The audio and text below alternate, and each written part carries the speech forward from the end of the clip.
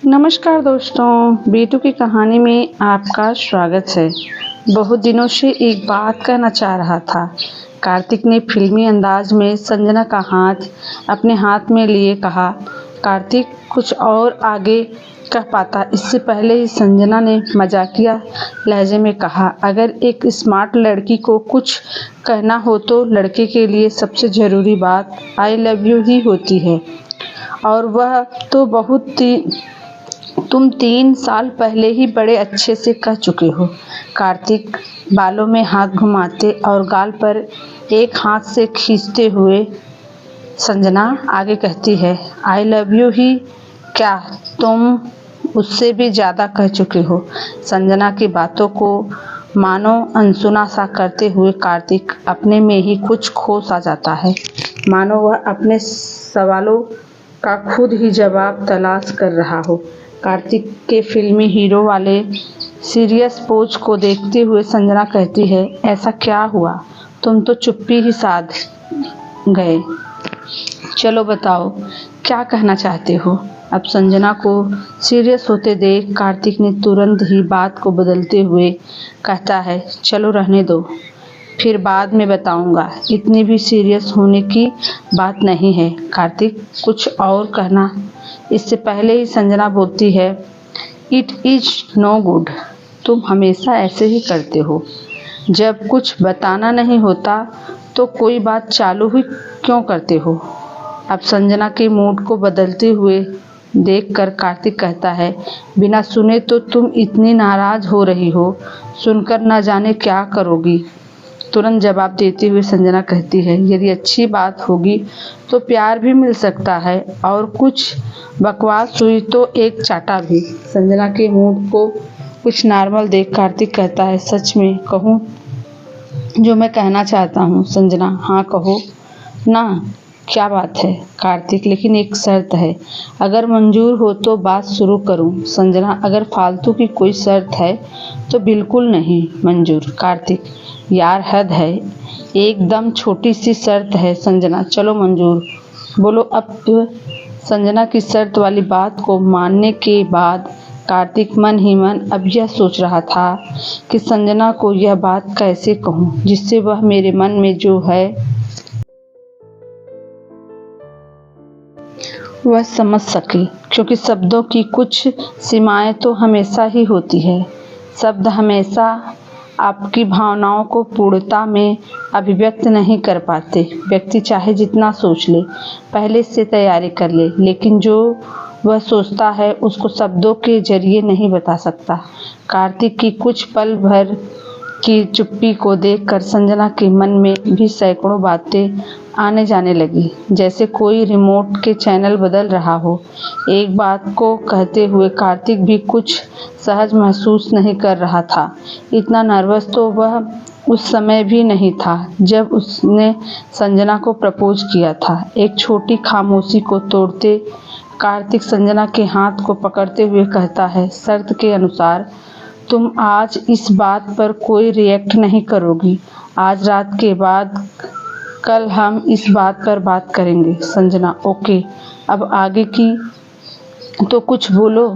हाथ में हाथ लिए आसमान को देखते हुए कार्तिक कहता है, मैंने पिछले कुछ महीनों से महसूस किया है कि हम मिलने पर बहुत बातें करने लगे हैं, और कभी कभी तो ये बातें हमारी तुम्हारी न होकर किसी और की ही होती है। मिलने पर इतनी बातों तो हम पहले कभी नहीं करते थे, और पहले जो बातें होती भी थी वह मेरी और तुम्हारी ही थी। मुझे तो लगता है संजना, हमारे अंदर कुछ बदल सा गया है। अब तो कभी कभी हमारा झगड़ा भी होने लगा है, भले अभी यह ज़्यादा लंबा नहीं होता। संजना के चेहरे के हाव भाव कुछ बदलते हुए देखकर भी कार्तिक अपनी बात को आगे बढ़ाते हुए कहता है, अगर हम अपने इस प्यार को यूं ही आगे इसी शिद्दत से जारी रखना चाहते हैं तो हमें प्यार के इस मोड़ पर कुछ समय के लिए दूर हो जाना चाहिए। लड़ते झगड़ने के बाद तो सभी अलग होते हैं, ब्रेकअप करते हैं। हम दोनों कुछ एकदम नया करते हैं। तुम जानती हो, रूटीन लाइफ से मैं कुछ बोर सा हो जाता हूँ, इसलिए हम कुछ एक्साइटिंग, कुछ हटके करते हैं। आर्किटेक्ट पढ़िए, और आर्किटेक्ट में पहेलियाँ नहीं, सीधे सीधे पढ़ाई होती हैं।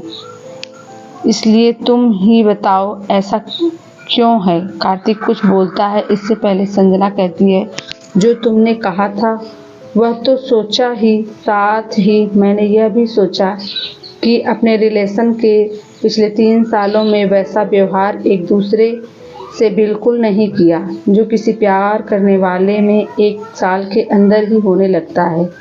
एक भी बार हम दोनों ने एक दूसरे से इरिटेट होकर ना फ़ोन काटा, ना ही स्विच ऑफ किया।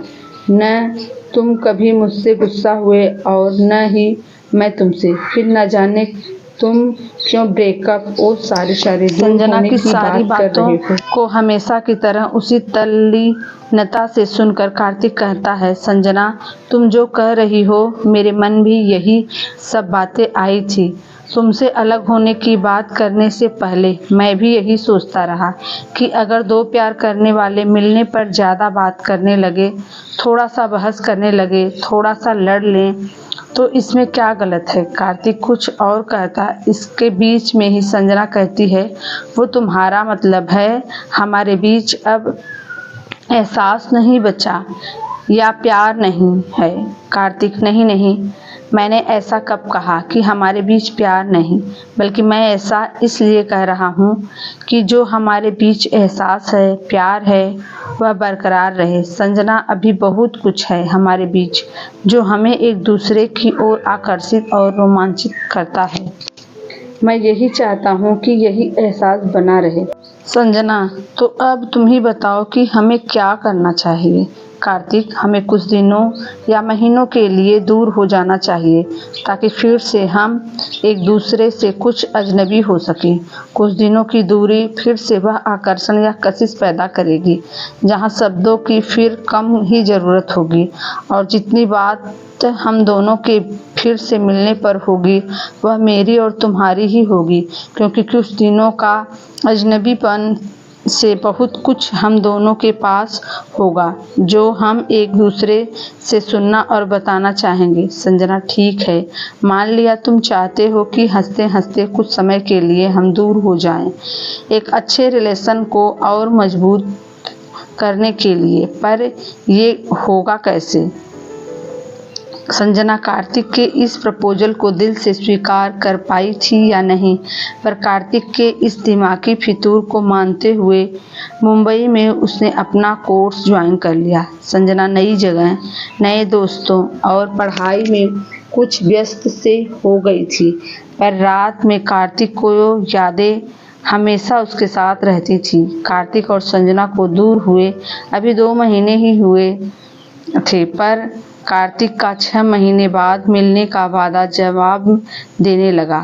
6 महीने के पहले न फ़ोन करने पर और न ही मिलने वाली अपने ही बात को न मानते हुए कार्तिक ने आज संजना को मोबाइल पर मैसेज भेजा।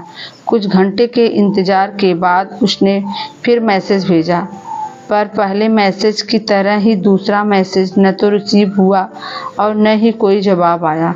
मैसेज का जवाब न आने पर कार्तिक की बेचैनी बढ़ने लगी थी। बढ़ती बेचैनी ने कार्तिक के मैसेज की संख्या और लंबाई को भी बढ़ा दिया, और अब मैसेज क्या, संजना ने तो कॉल भी रिसीव नहीं किया था। अब कार्तिक के मन में 100 सवाल उठ रहे थे। क्या संजना गुस्सा हो गई? कहीं संजना को कुछ हो तो नहीं गया, या कहीं कोई और बात तो नहीं? कार्तिक के मैसेज और कॉल करने पर संजना के जवाब न देने का सिलसिला लगभग 15-20 दिन तक चलता रहा। अंततः कार्तिक ने ठान लिया कि वह अब खुद ही मुंबई जाएगा। माना जाता है कि स्त्री के व्यक्तित्व की यह खूबी और पुरुष के व्यक्तित्व की यह कमी होती है, जिसके कारण पुरुष अपने ही सोची बात, विचार या निर्णय पर अक्सर कायम नहीं रह पाता, जबकि एक स्त्री किसी दूसरे की बात, विचार या निर्णय को उतने ही शिद्दत से निभाने का सामर्थ्य रखती है जैसे वह विचार या निर्णय उसने ही लिया हो। जिस दिन कार्तिक को मुंबई जाना था, उसके एक दिन पहले अचानक रात में कार्तिक के मोबाइल पर संजना के आने वाले मैसेज की खास रिंगटोन बजती है।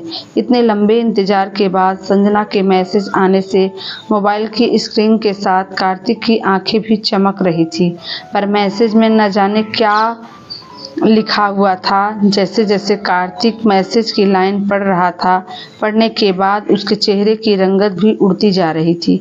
मैसेज पढ़ने के बाद कार्तिक संजना से पहली बार मिलने से लेकर उस अंतिम मुलाकात को याद कर रहा था। बेड पर लेटकर एकटक ऊपर की ओर देखते हुए कार्तिक की आंखों से नमी झलकने लगी थी। कहा जाता है, जब दर्द गहरा होता है तो आंसू बिना रोए, बिना आवाज के ही बहने लगते हैं। कुछ पल पहले जिस मैसेज के आने से कार्तिक की आंखें खुशी से चमकी थी, वही आंखें मैसेज पढ़ने के बाद नम थी।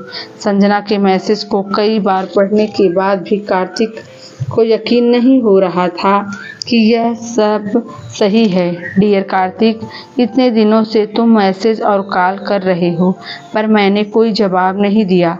उसके लिए सॉरी। मैं तुमसे मिलने भी गुस्सा नहीं हूँ, पर क्या करूँ? तुमने जो कहा था मैं वही तो कर रही हूँ, और तुम जानते हो तुम्हारी हर ख्वाहिश को मैं दिल से पूरा करने की कोशिश करती हूँ। सच कार्तिक, दूर होने के लिए तुमने यह मजाक में कहा था या फिर किसी और वजह से। हो सकता है मेरे करियर बनाने के लिए तुमने ऐसा किया हो, पर कार्तिक यह सच है कि मैं तुमसे दूर होने की सोच भी नहीं सकती थी। कार्तिक, पिछले दिनों एक बात मेरे मन में रोज ही आती है। अभी तो हम सिर्फ प्यार में थे और शादी जैसा कोई बंधन भी नहीं था, पर तुम्हारे रूटीन लाइफ से बोर हो जाने के कारण हम कुछ दिनों के लिए दूर हो गए। पर कार्तिक, यदि शादी के बाद भी तुम रूटीन लाइफ से बोर होने लगे तब क्या होगा? कार्तिक, हम जैसी लड़कियां का गुण कहें या मजबूरी, हम तो दिल से जिस कंधे और हाथ को एक बार थाम लेते हैं, उसे ही जिंदगी भर के लिए अपना साहिल समझ लेते हैं। लड़कियों की ज़िंदगी में, खासकर इंडिया में, रूटीन लाइफ से बोर होने का आसान नहीं होता है। इसलिए मेरे और तुम्हारे बीच की इस कुछ दिनों की दूरी को फिलहाल अपना ब्रेकअप समझ। संजना, हाँ, ज़िंदगी बहुत लंबी है, इसलिए आगे का मुझे भी कुछ पता नहीं क्या होगा। दुआ करती हूँ हम दोनों की ज़िंदगी में अच्छा ही हो।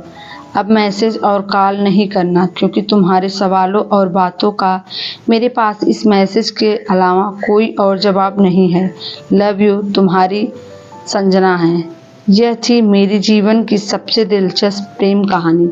अगर आप इसे पसंद करते हैं तो इसे अपने दोस्तों और संबंधित लोगों से शेयर करें। साथ ही आप हमें एक कमेंट देकर अपनी प्रतिक्रिया का बता सकते हैं। अपना बहुमूल्य समय देने के लिए धन्यवाद। आशा करती हूँ कि मेरी यह स्टोरी आपको अच्छी लगी होगी। आप इस कहानी को सुनने के लिए धन्यवाद। यदि आप लोगों के पास कोई सुझाव हो तो कृपया हमें साझा करें, और किसी भी प्रश्न को पूछने के लिए स्वतंत्र महसूस करें। तो दोस्तों, हमारी पूरी कहानी सुनने के लिए दिल से धन्यवाद।